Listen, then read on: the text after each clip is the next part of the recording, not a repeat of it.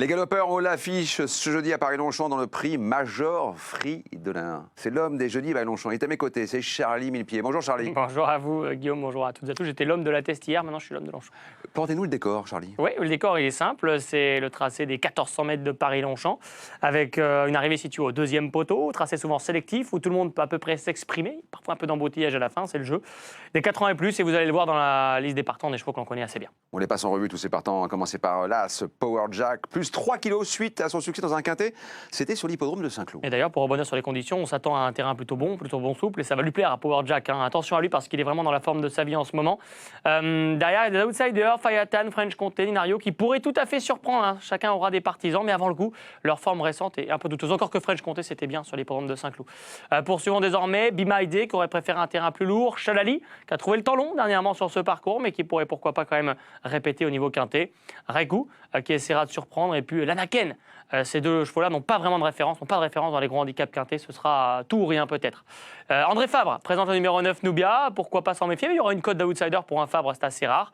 Millfield, Torpen qui ont des références, Avoc qui est sur la montante, qu'on aime beaucoup, Théo Bachelot, vous verrez tout à l'heure, paraît avoir des arguments pour lui, et puis terminons avec Brouillard et s'est transformé, des bêtes à quintés cette année.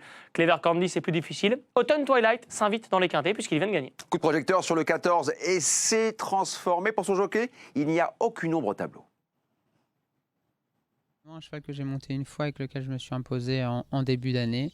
Je vais le retrouver ce jeudi à Longchamp sur un parcours où il vient de très bien se comporter l'avant-dernier coup.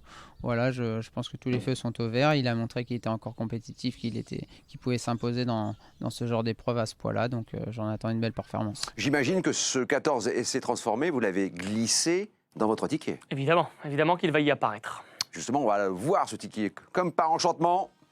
On va regarder ça ensemble. Je sais que vous aimez beaucoup le 12 Avoc, vous avez placé en tête. Hein. Oui, je l'ai dit, avec Théo Bachelot sur son dos. Je l'ai placé en tête d'un combinaison à 7 chevaux sans base. Avoc est sur la montante, se trouve avec Théo, ils s'entendent très bien depuis 2 courses, donc j'y crois encore. Elle s'est transformée à reprendre en bon terrain. Paris-Longchamp, c'est son sport. Chalali, je trouve que ça avait été un peu vite lorsqu'il est 5e du quintet. Les attentistes l'ont croqué pour finir, mais il devrait être là dans le coup cette fois-ci. Power Jack sur sa forme, Brouillard, la régularité fait de cheval. Et puis Lanaken, c'est ma petite trouvaille, on va dire, pour ses débuts dans les handicaps. Et enfin Millfield pour l'ensemble de son œuvre et surtout qu'il peut prendre une place. 25%, 10,50 €. Merci beaucoup Charlie. Merci à vous. Départ de la course 20h15. Allez sur le site d'Equidia.fr pour avoir tous les éléments pour bien faire, je dis bien, le papier de ce quintet. Bonjour à tous.